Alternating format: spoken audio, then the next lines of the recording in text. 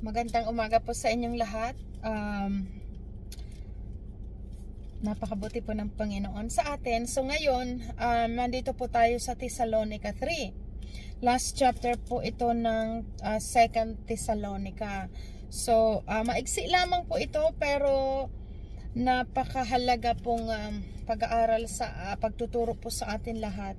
At ang salitang ito po ay para sa ating lahat. Kaya ibukas po natin ang ating mga pag-iisip, ang ating puso na unawain po natin itong mga mensaheng ito sa atin ng Panginoon. Amen?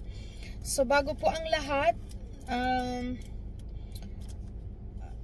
hingi po muna tayo ng guidance sa ating Diyos Ama at sa pamamagitan ng Kanyang Banal na Espiritu na turuan po tayo at mabuksan ang ating kaisipan dito po sa ipapaabot niyang mensahe sa atin sa chapter 3 ng Thessalonica. So, sabayan niyo po ako at bago po yan, pwedeng pakihanda na po ng inyong mga Bible at tulad ng lagi po naming sinasabi, sino man sa inyo dyan, Nueva Ecija, mga taga Nueva Ecija, mga taga Camarines Norte, dyan sa Labo, kung ano po sa inyo, sino ang walang Bible, paki-inform po ang inyong leader dyan at para maipaabot sa amin upang mabigyan po ang bawat isa ng Biblia. Libre po ito at napakahalaga po kasi na kung ano yung binabasa namin dito, nakikita nyo rin mismo na iyon ay talagang nagmumula sa salita ng Diyos at hindi po ito nagmumula sa ating mga kaisipan lamang o mga haka-haka o anumang mga iniisip. Mismong makita natin sa bawat chapter, bawat pahina ng aklat na ito na naandoon talaga yung ating mga tinuturo. Amen? At kayo mismo din makakakita nito. Lahat tayo ay iisang page ng ating binabasa. So, purihin ang Diyos. So, again, sabihin nyo lang kung sino ang kulang pa ng Bible at hilingin po natin sa upang mapadalhan kayo diyan. So, ngayon, chapter 3 ng Thessalonica, 2 Thessalonica, pinaunawa sa atin sa mga nagdaang araw kung paano yung paghuhukom, paano dadating yung suwail, which is the Antichrist. At ngayon, mga paalala sa atin lahat. At dito ngayon tayo sa chapter 3. So let's pray. Hallelujah, Amang Banal, dakilang Diyos na makapangyarihan sa lahat. Minsan pa, Ama, dahil alam namin na Ikaw ay nakamasid sa amin sa lahat ng aming ginagawa. Kami po ay nagpapasalamat sa bagay na ito. Kaya naman, sa oras pong ito, O Diyos, hinihiling namin at pinasasalamat sa iyong banal na Espiritu ang pagpaunawa niyo po sa amin ng salitang ito, na buksan niyo po ang aming puso, ang aming mga isipan, na maunawaan namin kung anong pinapahiwatig mo dito. Dahil alam po namin, O Diyos, sa pag-ibig niyo po sa amin, dinadaan mo kami sa mga salitang ito na nagbibigay instruction sa aming buhay kung paano sumunod sa iyo. At ang pagsunod namin sa iyo ay inilalagay mo po ang aming buhay sa maayos na pamumuhay at higit sa lahat nakakasunod sa iyong kalooban. Kaya maraming salamat po aming Diyos na banal. Pinasasalamatan namin ang dalangin namin ito sa ngalan po ng aming Panginoong Heso Kristo. Amen. So sabi dito, ipanalangin ninyo kami. Ang nagsasabi po dito si Apostol Pablo, kasi makita po natin sa kanyang kasaysayan na grabe ang pinagdaanan ng mga lingkod na ito po ng mga samot-saring mga pagsubok. Pero dahil sa sila ay tinawag ng Diyos, ang Diyos ang nag-iingat sa kanila at nagbibigay ng kalakasan. At pinaunawa dito ni Pablo na talagang maging kami man po ay laging dapat isasama ninyo sa mga panalangin. Magpananalanginan tayo. Kayo, pinapanalangin namin kayo lagi na sana patuloy lumalim ang kaunawaan patungkol sa Diyos upang lubos na tayong makasunod sa kanyang kalooban. So same thing din po, maging kayo, isama nyo rin po kami lagi ng mga leaders sa mga papanalangin po ninyo, dahil talaga pong itong kaaway natin na kung saan si Satanas ay talagang hindi nalulugod o hindi siya natutuwa na tayo ay nababago at nakakaahon doon sa mga pagkaalipin ng mga gawa ng sanlibutan. So, kailangan nating magpanalanginan sa bawat isa. Amen? So, ito po, sabi dito mga kapatid, bilang pagtatapos, ipanalangin ninyo kami upang ang salita ng Panginoon ay mabilis na lumaganap at parangalan ng lahat. Kasi po ang purpose na itong mga apostol na to po talagang is ikalat itong word of God na which is ngayon, kumbaga sa kapanahon ng tayo ngayon ang binigyan ng chance sa pagkakataon ng Diyos na lahat tayo mga Kristiyano ay i-share po ang salita ng Diyos upang ang lahat ay makarinig patungkol sa kanyang kagandahang loob. Ditong pong magandang balita ng kaligtasan na ito po. Verse 2, idalangin ninyong maligtas kami sa mga taong mapaminsala at masasama, sapagkat hindi lahat ay may pananampalataya sa Diyos. So napakalinaw po na hindi lahat may pananampalataya, hindi lahat ay may mabubuting puso, hindi lahat ay mabuti ang iniisip. So dahil malinaw sa atin may Diyos, kung may Diyos, meron din namang dyablo. Ano po? At nakita natin, pinaunawa ng salita ng Diyos, bakit may mga taong nagiging masama ang kanilang kaisipan? Dahil napapasukan sila ng espiritong ito ng dyablo na yun ang nagpapasama sa kanilang pagkatao. Kaya naintindihan natin, ang tao ay mahal ng Diyos. Totoo po yun. Mahal ng Diyos ang tao, kaya tinuturuan ng Diyos ang tao ay sumunod. Kasi kapag ang tao po wala sa ilalim ng kapangyarihan ng Diyos, of course, naandoon yun sa kapangyarihan ng sanlibutan, yung kaaway na umiiral sa isipan ng ito. Kaya nga may tinatawag tayong good spirit, yung Holy Spirit, at meron namang bad spirit. So malinaw kapag patuloy tayong sumusunod sa kalooban ng Diyos, yung banal na espiritu ng Diyos ang pumapasok sa ating kaisipan. Pero kapag ang tao nga walang koneksyon, ibig sabihin, hindi nakababad sa Diyos, yun po yung tendency na napapasukan siya ng mga espiritu ng umiiral dito sa sanlibutan, yung kasamaan. Kaya yung tao na yun ay nagiging masama dahil sa espiritu na yun na pumapasok sa taong yun. Amen? So ito po, totoong may masama. May mga taong walang pananampalataya. Kaya ang sabi dito ni Pablo, ipanalangin ninyo kami, mga lingkod, sabi dito, idalangin ninyo kaming maligtas sa mga taong mapaminsala. At sabi dito, mga taong idalangin nyo kami na maligtas kami sa mga taong mapaminsala at masasama, sapagkat hindi lahat ay may pananampalataya sa Diyos. Hindi lahat. Hindi lahat po may pananampalataya sa Diyos. Kaya kailangan natin lagi yung magpanalangin na ingatan ng Diyos ang bawat isa sa atin. Paglabas-pasok ng tahanan natin ay ingatan ng Diyos. Amen? So yun po, magpanalanginan tayo. Verse 3, ngunit tapat ang Panginoon, purihin ang Diyos. Ito po ang napakaganda. Ngunit tapat ang Panginoon. Siya ang magpapatatag at mag-iingat sa inyo laban sa masama. Amen. So ito po, tapat ang Diyos.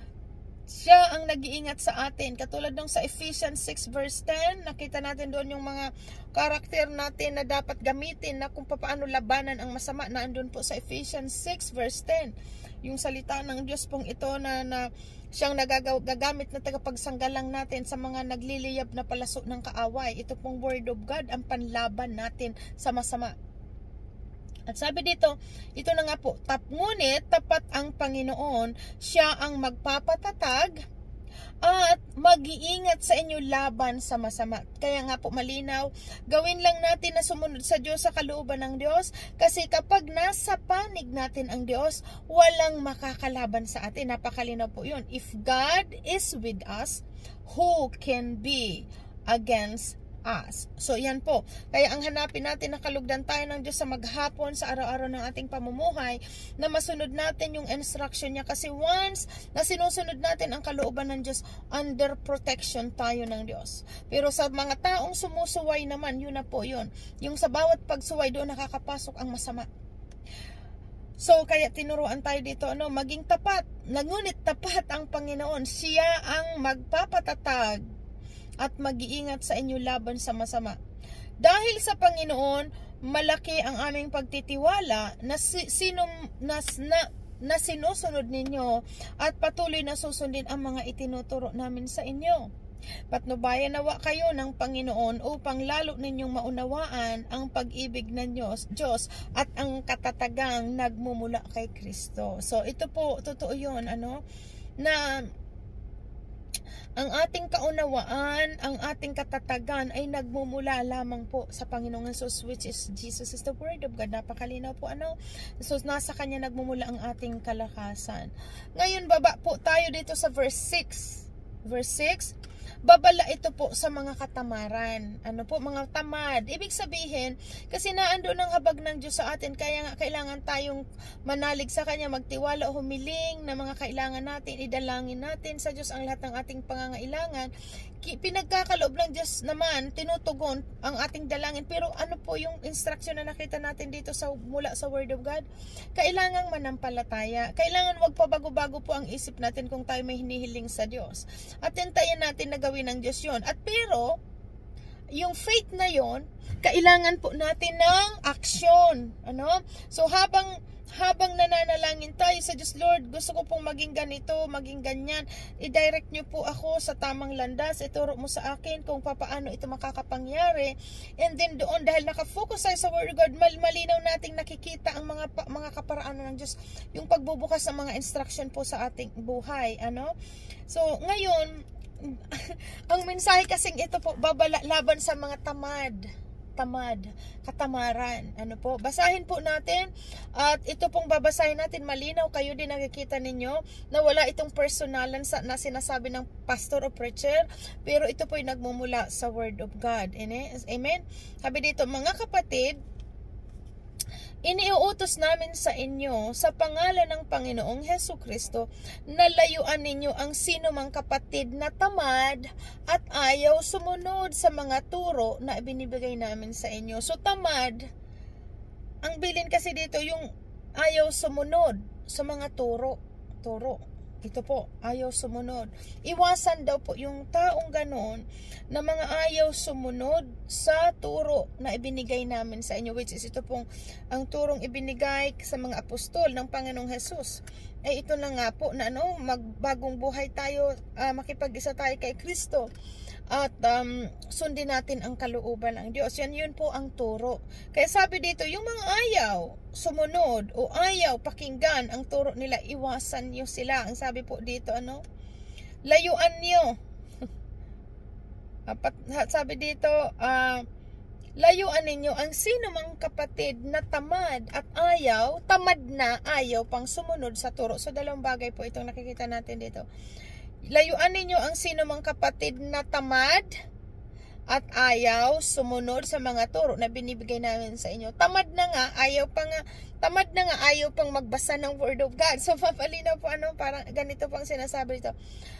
Alam naman ninyo na dapat ninyong tularan ang aming ginawa. So ano po ang ginawa dito? Pakinggan natin. Ito ang tutularan natin sa buhay ni Pablo. Hindi kami naging tamad nang kami kasama pa ninyo. Hindi kami nakikakain kanino man ng walang bayad. Nagtatrabaho kami araw-araw upang hindi makabigat kanino man sa inyo. So ang tinutukoy po dito kasi ni Pablo, pinapaunawa niya na bilang isang Kristiyano, titingnan natin ang mga leader. Katulad ng sila Pablo. Tingnan ninyo kami, hindi kami naging tamad nang kami kasama pa ninyo. Dahil malinaw, basahin ko po muna. Verse 9, ginawa namin ito dahil, sabi dito ni Pablo, sa verse 8, hindi kami nakikain kanino man ng walang bayad. Nagtrabaho kami araw at gabi upang hindi makabigat kanino man sa inyo. Ginawa namin ito hindi dahil sa wala kaming karapatan na sa inyong tulong, kundi upang kayo'y bigyan ng halimbawang dapat tularan. Nang kami ay kasama pa ninyo, ito ang itinuturo namin sa inyo. Ang ayaw magtrabaho ay hindi dapat kumain. So, ang ibig sabihin po kasi dito ni Pablo, tingnan nyo po, bakit ginawa nila Pablo na hindi sila naging pabigat, na kung tutingnan po, parang sa iglesia po kasi ito si Pablo, sa group, sa church. Sila Pablo, kahit na may karapatan silang bigyan o tustusan ng anumang mga nakukuha sa templo, for example, itong mga love gift or mga offering, hindi ito kinuha nila Pablo. Hindi sila kumuha nito. Bagkus nagtrabaho si Pablo. Malinaw po dito. Sa verse 9, ginawa namin ito hindi dahil sa wala kaming karapatan sa inyong tulong, kundi upang kayo bigyan namin ng halimbawang dapat tularan. Kasi nga po, yung ginawa nila Pablong hindi pagtanggap ng mga, kumbaga hindi sila naging pabigat, na kumbaga hindi tulad ng sinutukoy dito na yung iba po na talagang iniasa na sa simbahan ang kanilang pamumuhay o bilang lingkod kailangan tustusan. Hindi ito ginawa nila Pablo kasi ang tinitingnan po dito ni Pablo unang-una, tularan siya ng mga tao na nakikinig sa kanya na hindi siya naging tamad, hindi siya umaasa sa iba, dahil ang purpose po dito ni Pablo upang walang masabi ang iba. So ibig sabihin sa ating mga Kristiyano, ginagawa natin yung part natin na dapat natin gawin upang wag tayong mapulaan. Wag tayong mapulaan, lalo na po ang tinutukoy kasi dito yung mga katamaran. Wag tayong kumbaga na may kakayahan ka namang magtrabaho pero nagiging tamad, inaasa sa iba ang pamumuhay. Wag po, kasi pinapaunawa dito ni Pablo, alalahanin po natin, ang buhay natin ay nagiging representative lamang ni Christ dito sa mga tao sa sanlibutan. So nung nakakilala tayo din ay dating may mga kanya-kanyang issue, may mga kanya-kanya tayong problema na mga kumbaga masabi na natin isa rin tayong hindi matuwid kumbaga sa paningin ng noon, na kumbaga gumagawa rin tayo ng mga bagay na mga kasalanan. Pero nung nakilala natin ang Panginoong Hesus at unti-unti nating pinapakinggan ang kanyang salita, nababago po ang ating buhay. So yun na yung papasok doon na nagiging liwanag tayo sa iba.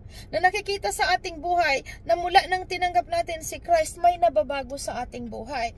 Kaya pinapaunawa, maging tungkol dito po sa mga katamaran, pati ito tinutukoy ng Biblia sa tao. Pinapaunawa ng Diyos para makita talagang ng mga tao sa paligid natin na hindi pa sumasampalataya na totoo nga na ang Diyos na ito ay inaayos ang lahat ng aspeto sa ating buhay. Lahat baga po tinuturo. Kaya yung pagsasalita dito ni Pablo na hindi kami nakikikain kanino man ng walang bayad, hindi po siya nagmamalaki. Tandaan natin, hindi si Pablo nagmamalaki dito na hindi ko kailangan ang tulong nyo, wag nyo akong tulungan dahil kaya kong tumayo sa sarili kong paa. Hindi po ganon ang pinapaunawa dito ni Pablo. Ginagawa niya yun upang tularan siya ng mga nakakakita sa kanya na wag umasa sa iba. Kasi sa atin pong lahat, nasa atin ang pabor ng Diyos, sa totoo lang. Sa atin mga Kristiyano, nasa atin ang pabor ng Diyos. Humiling ka sa Diyos na may kasamang gawa. Yan ay yung faith with action. Kailangan pag na inihiling ka sa Diyos, sasabay natin ang gawa. Kulang kang trabaho, wala kang trabaho, hilingin mo sa Diyos, Lord. Ikaw po ang magbukas ng pabor. O alam mo dito sa lugar natin kung saan ako pwedeng ilagay upang ako'y makapagtrabaho. So makikita natin yung mga favor ng Diyos na binubuksan niya yung mga pintuan para sa atin. Dahil malinaw, hawak ng Diyos ang lahat ng bagay, hawak, kontrolado niya ang lahat. So tinuturuan tayo dito ni Pablo na tularan natin siya, na hindi siya nagiging pabigat, although sabi ko nga po, kasi may mga bagay na kailangan talagang tumulong tayo, katulad ng mga unable, mga disabled, na may mga kapansanan. Pero ang tinutukoy kasi dito, minsan ang iba nga may mga kapansanan, naka-wheelchair na, pero nagtatrabaho. So, yun po yung pinapauna. Bilang Kristiyano, maging good example tayo. Gawin natin ang mabuti. Kaya nga, sabi ko nga, paano natin ito malalaman, mga instruksyon ng Diyos, kung hindi nagbabasa ang isang Kristiyano? Kaya napakahalaga na kailangan ng Bible ang bawat isa. Kailangan natin alamin ano bang instruksyon ng Diyos sa tamang pamumuhay. Ano ba ang instruksyon ng Diyos kung paano ako kalugdan ng Diyos at paano ako makisalamuha sa mga taong hindi pananampalataya. So, naandito lahat ang instruksyon po sa ating pamumuhay. Kaya ito pong sinasabi sa natin na kailangan ng Bible ang bawat isa. Ito ang pinakamahalaga sa lahat.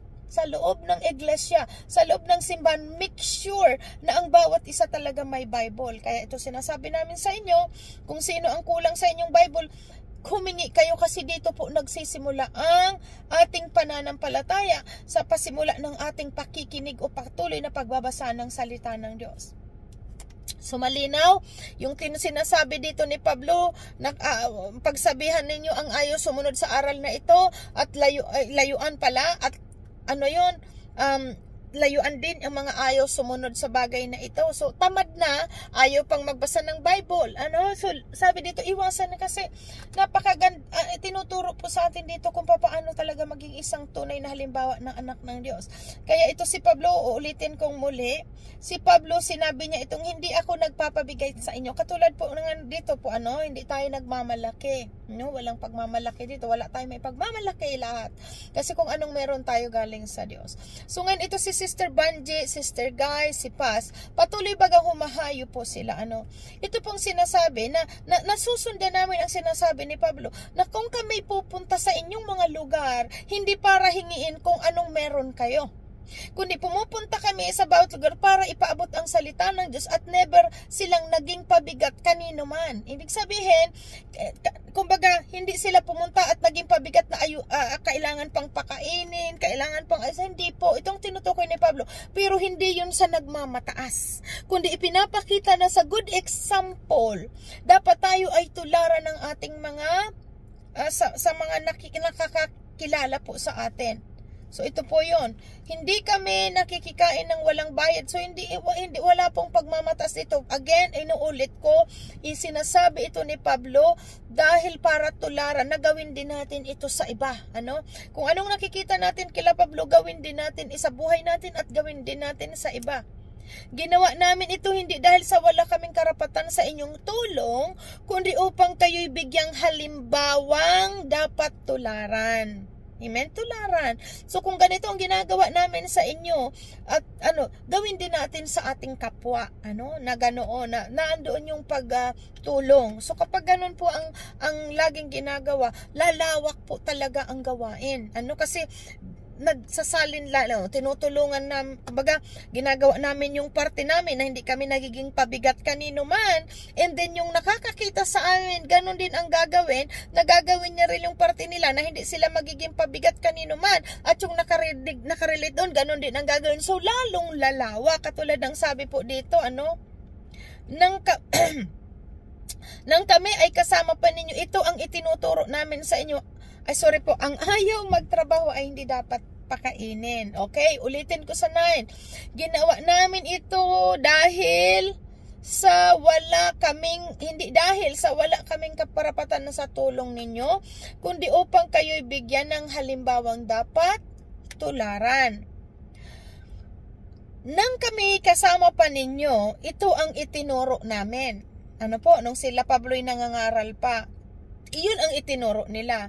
Ang ayaw magtrabaho ay hindi dapat kumain. Kaya pinakita sa kanila nila Pablo na talagang sila po ay nagtatrabaho. Si Pablo, makita po natin yun na talagang naandun yung niya, na kahit siya nangangaral o naging apostol, na patuloy siyang nagtatrabaho at the same time nagangaral, nag-share ng word of God. So ito po, at yun na nga, ang ayaw magtrabaho ay hindi dapat kumain. Kaya nga ibig sabihin, matuto tayong maging magandang halimbawa para sa lahat. Verse 11, binanggit namin ito dahil nabalitaan naming may ilan sa inyong ayaw magtrabaho. Ayan. At walang inatupag kundi ang makialam sa buhay ng may buhay. Yan yun pag wala kasing trabaho ang tao, walang iniisip yung mga kapitbahay makipagchismisan, makialam sa mga kapitbahay, sa buhay ng may buhay, katulad ng sinabi mo. Pero kapag busy tayo, katulad po sa amin dito, pagising sa umaga, dali-dali na kasi may schedule, magtatrabaho, so walang panahon sa mga pakikipagchismisan at pakikialam ng buhay ng may buhay. Kaya isa ito sa dahilan na magtrabaho kayo, imbes na makipakialam kayo, magbantay kayo ng mga kapitbahay nyo, sino mga dumadaan dyan na pagchismisan ninyo, magtrabaho kayo. Yan po ang tinutukoy dito ni Pablo. Kaya sabi dito, binanggit namin ito dahil nabalitaan namin may mga ilan sa inyong ayaw magtrabaho at walang inatupag kundi ang makialam sa buhay ng may buhay. Kaya makita natin, mga chismosa yan, mga kasi naman walang trabaho, diba? Ganun lagi maroon natin. Walang ibang inatupag, makialam sa buhay ng may buhay kasi boring sila kapag wala ngang ginagawa, naboboard sila, kaya nagbabantay ng buhay ng may buhay. So, pero dito po nakasaad dito, wag natin gawin yun. Making good example tayo bilang mga anak ng Diyos. Wag tayong katulad ng sada, wala nang ibang inatupag kundi ang makialam ng ibang buhay.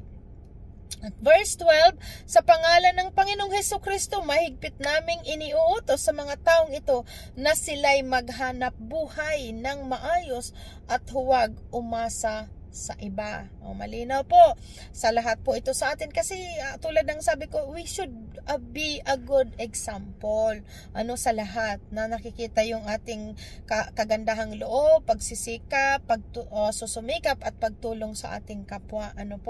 Kaya nga ito malinaw kasi kapag may mga na talagang ganito ang ginagawa natin, talagang napaparangalan ang Diyos. So verse 13, mga kapatid, huwag kayong magsasawa sa paggawa ng mabuti.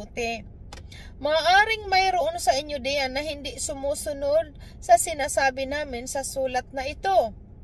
Kung magkagayon, tandaan ninyo siya at huwag kayong makisama sa kanya upang siya'y mapahiya. Ngunit, huwag naman ninyo siyang ituring na kaaway. Sa halip, pagsabihan ninyo siya bilang kapwa mananampalataya. So, ibig sabihin, kapag may nakikita daw tayong mga ganyang klase na yung wala lang ibang inaatupag, buhay ng mabuhay, pagkagising sa umaga, kumpul-kumpulan, at nagkikwentuhan kung ano na lang mga papagchismisan, iwasan daw po natin ang mga ganitong klaseng tao. Iwasan. Kasi kumbaga nauhulog ka na rin sa pagkakasala, pati ikaw nakikisaw-saw na, makikipagchismisan ka na rin lang. Kaya sabi dito, kung magkagayon, tandaan ninyo siya at huwag kayong makisama sa kanya upang siya ay mapahiya. Ibig sabihin, mapahiya na at least ma-realize niya na bakit kaya hindi ito nakikisama na sa akin. Ma-realize niya kasi wala siyang ibang pinapakialaman buhay ng may buhay. So kapag ganong ginagawa natin, matuturuan natin siya na itigil yung pagiging chismosa o chismoso. Pero ang bilin dito, kapag iniwasan natin yon, mga taong mga ganyan, wala nang inatupag, kundi mga chismisan, huwag daw naman ninyo siyang ituring na kaaway. Huwag kaaway. Ibig sabihin, umiiwas ka sa kanya dahil ayaw mong mas madungisan ka rin ng mga chismis.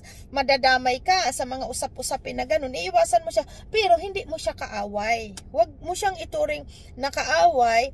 Sa halip, pagsabihan ninyo siya bilang kapwa mananampalataya. Naman mo sis, Brad, huwag nating pag-usapan yung mga bagay na yan. Mas buti pa pag-usapan natin ang patungkol sa kadakilaan ng Diyos kaysa pagchismisan natin ng pagchismisan ang mga buhay ng ibang tao. Kasi totoo po yun, pansinin nyo, kapag walang trabaho ang isang tao, magkatagpo-tagpo yan sa labasan, kwento-kwentuhan, mukat-mukat ka ang pinag-uusapan na yung mga nakikitang dumadaan o mga kakilala nila may mga issue sa buhay, at yun ang kanilang topic hanggang sa lahat na yun.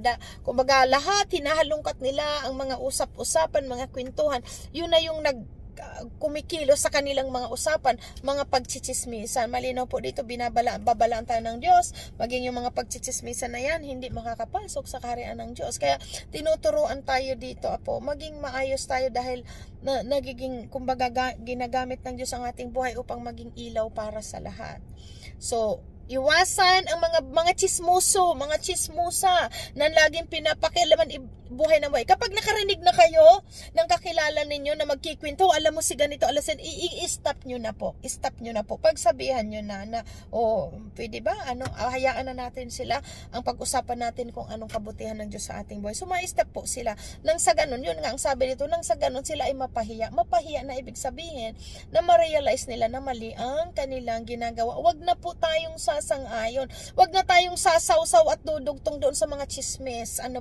Iwasan minsan putulin na natin yung bagay na wag na nating i-spread pa ang gawa ng dyablo. At yung katulad ng nabalitaan sa iyo, na ikwento sa'yo, ibabalita mo sa'yo, wag mong sabihin ka, kano sinabi ko ito sa'yo. Yun namang isa, wag mong sabihin ka ganito, sinabi ko sa'yo. Hanggang kumakalat na yung chismis na sa isa ang pinagsimulan. Wag mong sabihin sasabihin itong narinig ko tungkol ka, Pero yung sinabihan, sasabihin din sa iba. So, na-spread po yung pangit, yung baga, tinatawag na bad news na kumakalat.